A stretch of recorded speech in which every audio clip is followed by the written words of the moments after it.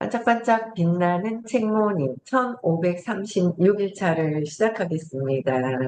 네, 1536일차고요.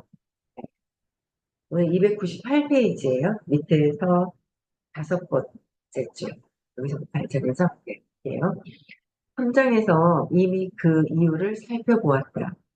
다른 사람들에 대한 끊임없는 판단과 비판을 포함하는 부정적인 감정, 생각, 마음가짐 때문에 우리는 자주 자신이 타인과 분리되어 있다고 느낀다. 그러니까 타인들 밖을 보고 계속 끊임없이 판단분별이 비판하는 거, 판단하는 거, 판단하면서 비난을 하죠. 비판을 하는 것을 포함해서 이 모든 부정적인 감정, 생각, 감정, 이 모든 마음가짐 때문에 우리는 자신, 타인과 나와 분리되어 있다고 생각을 하는 거예요. 분리되어 있다고 생각을 하고 있는데 분리되어 있다고 느끼는 거죠. 다 분리되어 있다. 그렇죠? 근데 이 내적 고독감, 내적인 그 고독감과 분리감 때문에 내적인 분리감, 고독감 때문에 인간관계가 애착의 형태를 띠며 인간의 인간관계가 애착 관계를 띠며 이런 애착을 위협하는 것에 대해서는 공포와 분노, 질투를 느끼기 마련이다. 인간관계에서 애착을 느끼는 것, 집착도 하고, 막 욕망도 하고, 막 그런 상태에서는 또 위협을 느끼는 거죠. 분리되어 있다고 생각을 하면서 집착을 하기 때문에 또 언젠간 분리된다고 생각을 하니까 불안감이 작동을 하죠.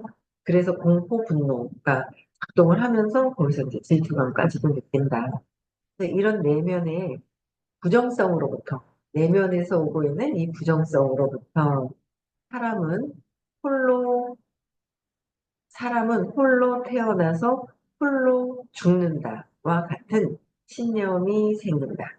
사실 이보다 진실과 거리가 먼 이야기도 없다. 사람은 홀로 태어나서 홀로 죽는다라는 거가 진실과 멀다는 거죠. 홀로 태어나서 홀로 죽는다는 얘기가 많지 않아요? 사람은 혼자 어차피 인생은 홀로 서는 거야. 혼자 태어났다 혼자 가는 거야 라고 그런 얘기들을 많이 했던 것 같은데 이보다 진실과 거리가 먼 거는 없다는 거죠. 그래서 임사체험을 다른 책들이 밝히고 있듯 사람이 혼자라고 느낄 때는 살아있는 동안이고 죽음의 순간에는 전적으로 일체성과 연결성을 느낀다. 일체성과 연결성을 느낀다. 죽음의 순간에서는 저도 죽어보지는 않았거든요. 죽음의 순간에서는 이거를 몸을 탁 놓고 그 영혼, 몸을 딱 놔야 되잖아요. 몸을 놓는 상태에서 영혼의 상태로 갈 때 그때 이제 뭔가 전적으로 일체성, 연결성이 있다라는 걸 그 순간에 이제 알면서 놓고 가는 거죠. 몸을 놓고 가는 거예요. 이 물질이 본체가 아니라, 그렇죠? 물질이 본체가 아닌 거예요. 그 에너지, 의식 자체, 에너지가 본체인 거고, 부산에서 어제 설명해 주실 때 하얀 그냥 유리가 있으면, 깨끗한 유리가 있으면 그게 의식이다라는. 거기에 낙서가 되어 있는 게 내 마음이다. 그래서 하얀 유리에 내가 있다라는 생각으로 낙서가 하나 되기 시작을 하니까 이걸 증명해 보이기 위해서 거기에 맞는 몸을 선택하는 거예요. 그러니까 거기에 맞는 몸을 선택해서 이제 이 보이는 세상에 또 다시 나오는 거죠. 그러면서 경험을 통해서 깨닫고 다시 우리는 지워진 것, 써져 있는 것을 다시 지우고 원래 상태의 깨끗한 유리인 상태로 이제 돌아가야 되는 거예요. 그게 원래 우리가 그 에너지 장에서 낙서되어 있는 것들을 지우고 가야 된다는 거죠. 네. 그래서 애착이 집착과 욕망과 막이 애착이 많고 타인에게 의존하고 타인에게 또 의존하고 내면이 왜소한 탓에 내면이 왜소한 거예요. 내면이 왜소하기 때문에 애착을 가지고 타인에게 의존을 하게 되는 거죠. 왜소하다고 느끼지 않으면 나의 본체가 무엇이다라고 느끼면 자꾸 이렇게 애착하고 타인에게 의존하는 마음이 없어지는 거죠. 근데 왜소한 탓에 자신이 약하고 한계가 있다고 느낄지도 모른다. 약하고 한계가 있다고 내가 느끼는 거예요. 몸의 한계, 몸의 한계, 마음의 한계가 있는 거죠. 근데 그걸 뛰어넘기 위해서 우리는 공부를 하는 거예요. 근데 죄스러워 견딜 수 없는 내면의 죄스러워서 견딜 수 없는 나의 내면의 생각과 감정, 세상의 생각과 나의 생각이죠. 하얀 그 유리에 낙서되어 있는 마음이 나의 생각, 나의 감정, 나의 느낌인 거예요. 또 어떤 사건을 통해서 이런 것들이 나타나는 거고요. 그래서 근데 이 낙서되어 있는 것이 죄스러워서 견딜 수 없는 내 내면의 생각과 감정을 죄스러우니까 어떻게 해요? 죄스러울 때는 밖에다가 투사를 한다고 얘기를 하잖아요.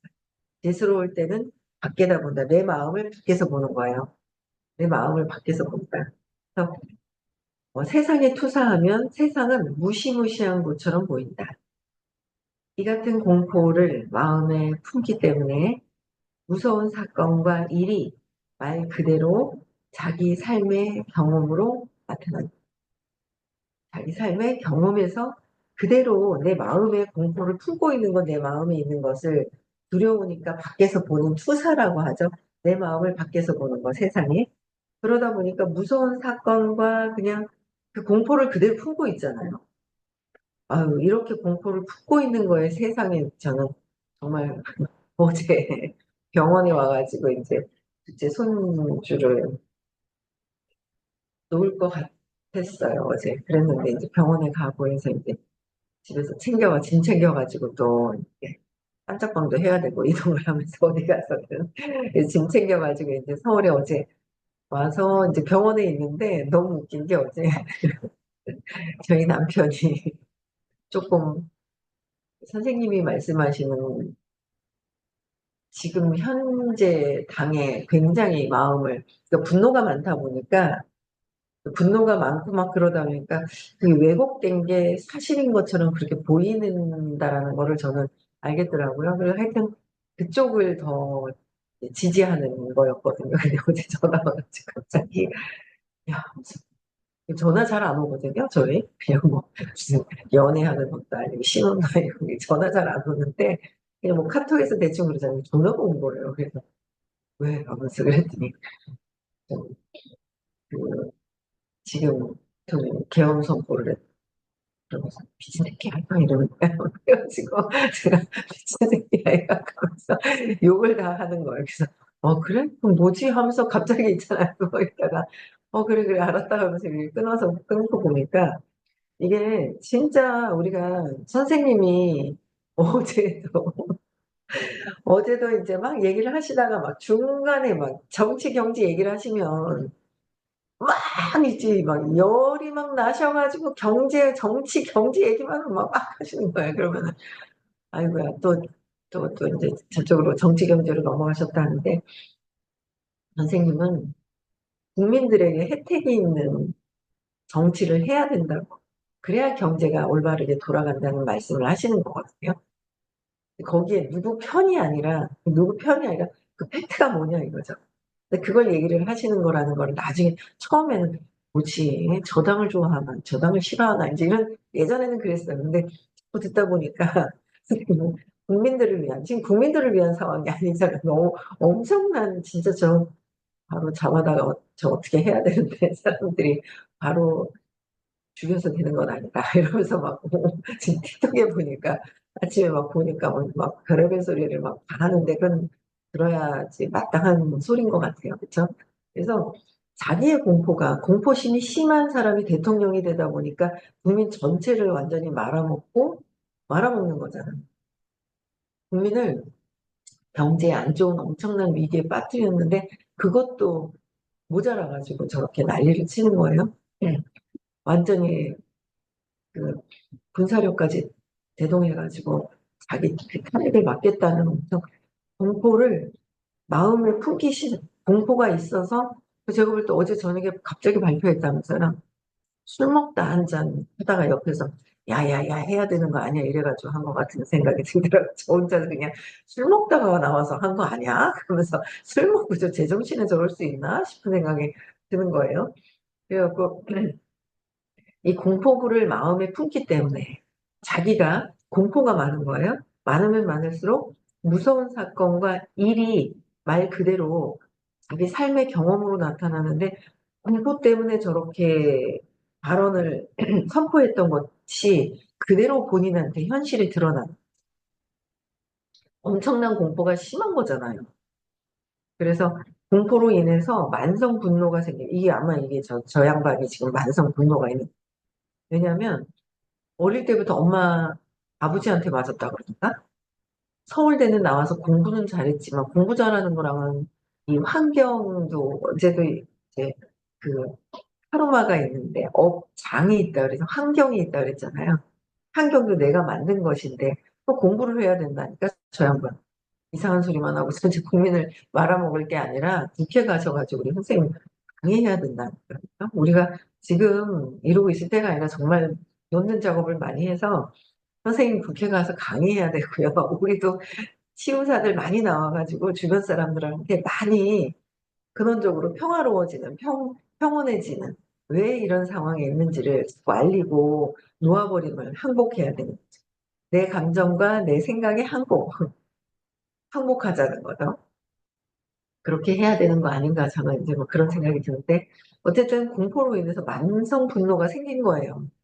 그런 사람을 분노가 많은 사람들이 뽑아준 거예요. 분노가 많은 사람들이. 그래서 비난에 민감해지고 비난에 민감해진 거야. 드디어 저 양반이 공포가 이거 딱 저 양반 얘기인데 비난에 민감해지는 거죠. 비난에 민감해지고 내면에서 감정적인 난장판이 벌어지기가 쉽다. 감정적인 게 난장판이 벌어지니까 비상 뭐 계엄 선포를 하는 별 난리를 다 치는 거예요. 국민들 불안하게. 그렇죠? 무슨 어떤 일이 생긴 것도 아닌데. 그래서 이 절망이 주기적으로 찾아오고 아마 절망이 주기적으로 찾아올 때마다 저 술을 매일 먹을 거예요. 불안할 때 먹는 거잖아요. 그렇죠?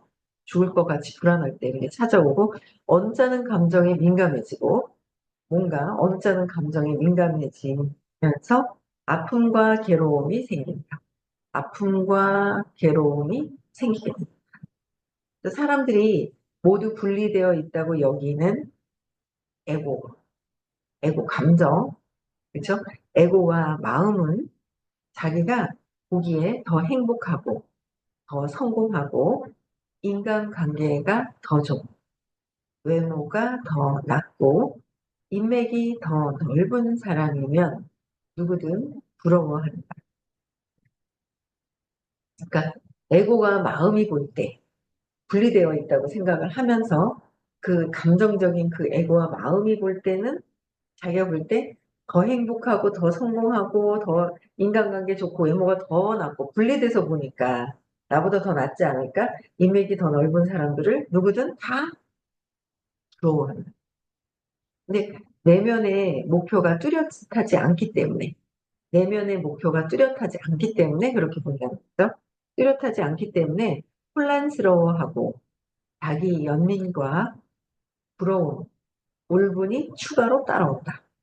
내면의 목표가 없기 때문에 그렇다는 거예요.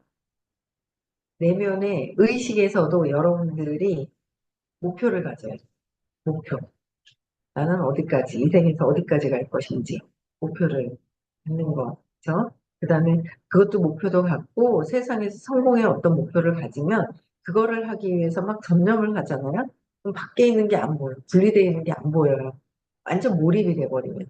근데 몰입이 되지 않고 밖에 있는 것들이 제가 더 잘하는 것 같아. 막 그러면 그거는 목표가 아니라 목표를 세우지 않아서 불안감이 좌우되는 거죠. 불안한 거예요. 그럴 때 자꾸 그러니까 완전히 내가 성공한다는 거에 대한 믿음이, 성공에 대한 믿음이 있지 않는 거죠. 그러면 자꾸 외부에 대한 것들을 비교하고 분리되어 있는 것으로 불안한 것을 느낀다는 거예요. 혼란스러워한다는 거예요. 그래서 자기 연민, 부러움, 울분, 자기 연민, 내가 불쌍하고 자기 연민으로 내 울분이 추가로 따라온다는 거. 그래서 자기 비난을 세상에 끊임없이 투사하고 나의 비난을 세상에다가 끊임없이 투사를 한다는 거. 밖에 보이는 비난하고 판단하는 것이 결국 판단하는 것은 다 뭐예요? 내가 내 안에 있는 이거를 아직 100%다 가져오질 못하죠. 저거 이렇게 했네. 아, 그래. 내 마음이라 그랬지. 라고 뒤에 가져오기도 하고 하면서 이건 하면 안 되는데 하는 게 그러니까 완전히 하나라는 거를 아직 저도 이제 인식이 다 되지 않은 상태에서 밖에 보면서 자꾸 판단분별하는 게 있다라는 거예요. 그래서 자기 비난을 세상에 끊임없이 자기 비난, 내가 나를 비난하고 싶은 마음을 끊임없이 세상에다가 투사하는 거죠. 세상에서 보는 거예요. 투사하고 투사한 자기 비난이 다시 타인에게 받는 비난의 형태로 들어오면 내가 상대방을 비난하니까 비난하는 게 타인들에게 타인들이 비난해서 나에게 또 다시 돌아오는 것 같이 보이잖아요. 돌아오면 이로 인해서 또 다시 죄책감, 왜소해지는 느낌은 더욱 커진다. 왜소해지는 느낌이 커진다. 그러니까 계속 끊임없이 내 마음을 밖에서 보고 내가 밖에서 보고 내가 비난했기 때문에 죄책감을 갖고 있으니까 저 사람도 나를 비난할 거야. 저 사람도 그럴 거야. 라는 거를 인식을 안 해서 그렇지 있단 말이에요. 그것도 죄책감이 돌고 계속 200 이하에서 에너지가 돌고 돌고 돌고 돌고 해서 각성해라. 정신 차려라. 각성보다는 정신 차려라가 더 와닿지 않아요? 각성하라보다 정신 차려라. 내가 딱 정신을 딱 차리고 나서 알아차리는 거죠. 정신을 딱 차리고 나면 내가 비난하고 있네? 비판하고 있네? 판단하고 있어. 이게 내 마음에서 보고 있는 것을 밖에서 보고 있구나. 라는 거를 알아차리게 됩니다. 정신 차리고 나면. 그래서 각성은 좀 세련된 거고, 우리가 알아듣기 정신 차리고, 정신을 딱 차려서 내가 무엇을 하고 있는지 알아차려야 된다는 거예요. 그래서, 왜소함과 죄책감이 다시 느낌이 온다. 그래서 우리 중에 일부에게는 이런 감정에서 탈출할 길이 허세나 옹졸함, 심한 편견, 오만, 분노를 일으키는 것이 뿐이며 이는 다시 잔인성, 고압적인 태도, 잔혹성, 남의 기분에 대한 둔감함의 형태로 나타납니다. 잔혹성, 아니면 남의 둔감한 상태로 이 고압적인 태도. 그러니까 여기 감정에서 탈출할 길이 아직 없을 때 이런 것들을 분노하고 오만하고 막 이런 것들을 계속 갖고 있다라는 거야. 감정에서 탈출해야 되거든요. 감정에서 탈출하게 하는 거는 항복, 모아버림. 그렇죠? 근데 왜 이런 감정이 올라오는지, 과거의 사건에서 느꼈던 감정을 지금도 그 사건에서 내 안에 벌써 세팅이 된 것으로 본다는 거죠. 그들이 하는 게 아니라 내가 어릴 때 경험했던 감정을 지금도 해결하지 않으면, 근원에서 재맥락되지 않으면, 재해석이 되지 않으면 어릴 때 느꼈던 감정을 지금도 3살 이전에 느꼈던 감정을 또 중간에 계속 느끼는 거예요. 내가 초등학교 때 또 느끼고요. 어릴 때 느꼈던 감정을 중학교 때 또 느끼고요. 고등학교 때 또 느끼고요. 대학 가서 느끼고요. 사회생활하면서 느끼고요. 결혼하면서 느끼고요. 어릴 때 있었던 느낌을 그대로 경험한다라는 거죠. 그래서 과거의 사건을 찾아서 재맥락을 하고 감정, 느낌은 놓아버리고 계속 해야 한다. 분간함은 종종 자기 변명에서 함께 나타납니다. 저는 숨김없이 속내를 털어놓는 사람입니다.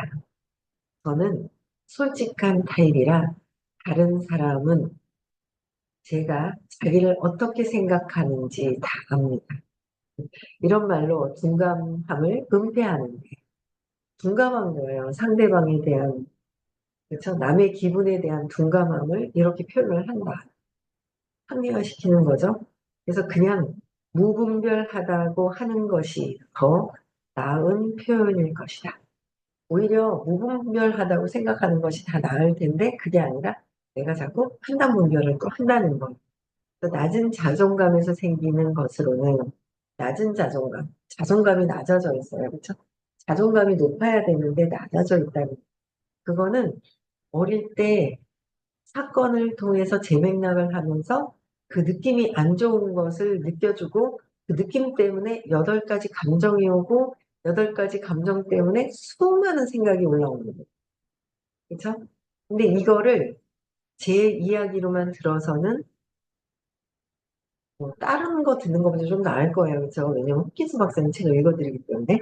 그런데 수업을 직접 실제적으로 수업을 들으면 부와 의식이죠.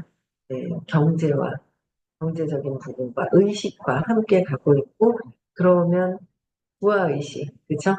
부도 있고 의식이 높아지면 나는 저절로 그냥 이렇게 되면 행복해져 있는 상태죠. 의식이 높아져 있는 상태. 그걸 추구하는 거잖아요.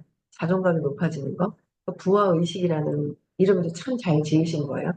부와 의식 그 수업에서 행복해지는 거. 행복해지기 위한 경제적인 거, 모든 감정에서 벗어날 수 있는 방법을 구체적으로 엄청나게 높은 그 에너지장에서 수업을 들으면서 재해석이 되어져야 된다. 그랬을 때 굉장히 달라지는 거예요. 내가 에너지가 달라진다. 적극적으로 듣고 해결을 할 필요가 있어요. 요번 생에 살면서 내가 왜 이런 사건이 일어났지? 내가 왜 이런 술 먹는 아빠를 선택했으며 내가 속상해 했었던 이 남편을 선택을 했으며 왜 그랬을까? 근데 요새는 계속 어제도 카르마를 하셨잖아요. 그래서 그래서 그랬는가 보다. 자꾸 그냥 편안하게 자꾸 이렇게 들을 때마다 이해가 되고 놓아버려지면서 편안해져 가는 점점 하루아침에 놓지는 못했지만 또 자꾸 탁 놓는 연습을 자꾸 이제 해야 하는 거죠. 그래서 동감함을 자꾸 은폐하고 낮은 자존감에서 생기는 것을 자신과 타인이 가하는 비, 비판, 나와 타인, 내가 타인들이잖아요.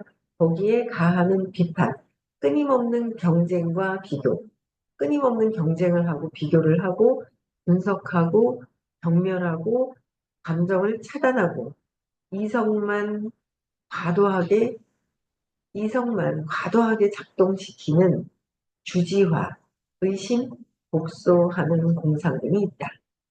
그런 것들을 해결하지 않으면 이런 상태가 된다. 그렇죠? 네. 그래서 이 모든 이 모든 기제를 실패를 하게 되면 무의욕과 체념, 의욕이 없는 상태, 무의욕, 무감정, 감정을 놓아버리는 거예요. 감정은 해소가 되어야 되거든요. 감정이라는 것도 에너지라서 낮은 에너지예요. 압이 꽉 차 있어요. 그럼 그걸 해소를 해야 되는데 해소하는 방법을 몰라. 그래서 그 감정을 억압을 했고 억압을 해놓으면 그것도 막 점점 밑으로 막 퍼지는 거잖아요. 회피하고 표출시키는 것도 표출시킴으로 해서 저희 친정 아빠가 제 어릴 때 술 주사가 있었어요. 술 주사가 있었던 것들이 제가 십몇 년 전에 돌아가시기 전에 이제 끊었다고 말씀을 드렸잖아요. 그 분노가 아빠는 아빠의 어릴 때 사건으로 인해서 그 분노가 이제 결혼하면서 이제 결혼하고 엄마한테 돈을 빌려오라고 막 감정적인 것들이 표출이 되고 막 그랬던 것들이 있는 거예요. 아빠도 결국은 어릴 때 상처 때문에 아빠를, 아빠가 무서웠어요. 술만 먹으면 막 소리 지르고 막 이렇게 하니까. 그러다가 공부를 하면서 이제 엄마 말만 계속 들었죠. 엄마 말만 일방적으로 듣고 아빠를 보다가 수업을 딱 들으면서 어, 한쪽 편만 들을 건 아니구나라는 생각이 드는 거예요. 갑자기 엄마 말만 들을 거는 또 아니구나 하는 생각에 아빠를 바라보고 아빠의 신념이 뭘 해도 해도 자꾸 망치고 성공을 한 게 없으니까 나중에 가난해지죠. 뭘 제대로 식당을 해도 막 큰 식당도 하고 뭐 작은 식당을 해도 다 망하니까 제대로. 보니까 아빠는 해도 해도 안 된다. 뭐 이런 게 신념이 있나 봐요. 해도 하려고는 본인 딴에는 막 뭔가를 하는 거예요. 할 때마다 다 안 되는 거예요. 그러니까 할 때마다 해도 안 된다라는 어떤 신념이 어릴 때 생겼구나라는 거를 이제 이해를 하고 알게 되더라고요. 그래서 이런 것들을 어릴 때 것들을 계속 해결을 해야만 그렇잖아요. 해결이 되어야 되는 걸 감정적인 어릴 때 해결되지 않으니까 결혼해서도 막 폭탄같이 그냥 분노를 표출을 막 했죠. 저도 표출형이고 막 표출형인 거예요.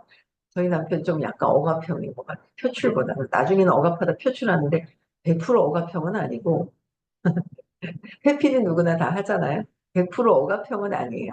100% 억압형은 아니고 표출을 중간중간에 하죠. 그러니까 이제 아들 잘못했다고 때렸지만은 큰아들에 대한 거 중학교 때 이제 사고 쳤을 때 자기 분노도 섞였던 것 같아요. 제가 볼 때는. 분노가 많이 섞여 있죠. 분노 없이 막 이게 해결되지 않은 상태에서는 그렇게 진짜 그 자식을 위한다고 때린다 하지만 거기서도 자기 분노가 들어가잖아요. 그 자기 분노는 부모님의 분노는 어릴 때 또 이거를 이런 공부를 듣지 못해가지고 치유가 되지 않은 상태에서 자식을 낳은 그래서 엄마 아빠 분노가 막 그렇게 되다가 저도 그거를 또 받고 자라고 저희 이제 삼남매가 다 받고 자라고 그거를 또 자식에게 또 가잖아요. 에너지라는 게 계속 지금 해결하고 요번 생에 해결하지 않으면 또 이게 옮겨 다닌다라는 거죠. 무의욕은 이 완전히 이 감정을 해소해야 되는데 해소하지 못하고 억압 회피 표출하는 것들을 어떻게 해야 되는지를 모르고 모르니까 어떻게 해요? 해소도 못해. 해소하고 존중받아야 되는데 그게 안 되는 거예요. 영혼이. 그러니까 그 억압될 때는 아예 못할 때는 무의욕, 포기한 상태, 감정을 포기한 상태로 되면서 체념을 하게 되고 그러면 또 피해의식이 재발하는 거예요. 그렇게 되면서 해결이 되는 게 아니라 해결되지 않고 이걸 놓아버리는 게 진짜 항복. 감정을 항복한 게 아니라 나는 감정을 어떻게 할 수가 없어. 그렇죠? 그래서 무의욕으로 가면 그 완전히 포기하기. 이런 상태에서는 갈수록 사람들과 멀어지게 되는 거예요. 사람 만나는 것도 기피하게 되고 자신에 대한 감춰야 할 것이 너무 많기 때문에 자신의 행동으로 인해 다른 사람들로부터 고립되는 일이 생기고 아직 유효해 보이는 삶의 측면을 과대평가함으로써 불균형이 생긴다. 삶의 측면을 과대평가로 하는 것. 오늘 요번에 저 양반이 과대평가돼가지고 저렇게 올라간 거잖아요. 어떻게 됐는지도 모르고, 진짜, 당장, 그, 이제는 판별이 돼야 되지 않을까. 내려와야 되지 않을까. 그쵸? 과대평가된 거예요. 그래서, 어쨌든 우리는 우리 걸 해결해야 돼요. 우리 안에 저 분노가 있었기 때문에 그 분노가 자극이 되면서 저렇게 또 분노가 또 나오는 거잖아요. 저 국민을 그냥 완전 흔들어 놓을 수 있는. 그래서 내 거를 정말 내가 의식이 높은 상태에는 저도 계속 수업 시간에 막 경제적인 얘기도 막 저기 하실 때는 이렇게 쳐다보고 있는데 선생님도 막 너무 국민들을 위해서 온 세상을 위해서가 아니기 때문에 막 강력하게 얘기하실 때가 있단 말이에요. 근데 자꾸 들으면서 저도 이제 뭔가 에너지가 전혀 모르던 게 이제 경제적으로 듣다 보니까 이제 그런 거죠. 듣다 보니까 이게 뚫리는 거예요. 근데 이게 의식이 점점 올라가야 세상을 보는 판단 분별도 제대로 할 수가 있는 내가 평화로운 상태에서. 그쵸? 그래서 여러분들 끊임없이 우리가 이제 공부도 해야 하고요. 부화의식 공부 하시면 나도 좋고 세상도 좋아지는 거예요. 내가 판단할 수 있고 이 표 한 장 제대로 찍을 수 있는 것들이 있기 때문에. 그쵸? 그래서 내가 의식이 높아지는 게 우선 제일 중요하다. 어디서도 감정도 에너지인데 이거를 해소하면서 해결할 수 있는 방법을 제대로 쉽게 이렇게 가르쳐 주는 데는 잘 없다는 거야. 그쵸? 네. 이번 주 토요일 날 서울에서 수업이 있고요. 그다음에 다음 주 화요일 날, 네. 12월 21일, 22일, 셋째 주 토요일, 일요일 날 깨달음 시크릿이 있어요. 내가 생각하는 대로 철전 다 이루어지게 하는 깨달음 시크릿이 있어서 많이들 참석하셨으면 좋겠고요. 12월 10일 날 입금하는 날, 네, 많이 참석하세요. 합시다. 많이 참석합시다. 네, 여기까지 하고요. 네, 음성화 해제시켜 주시고, 네, 인사하고 마치겠습니다.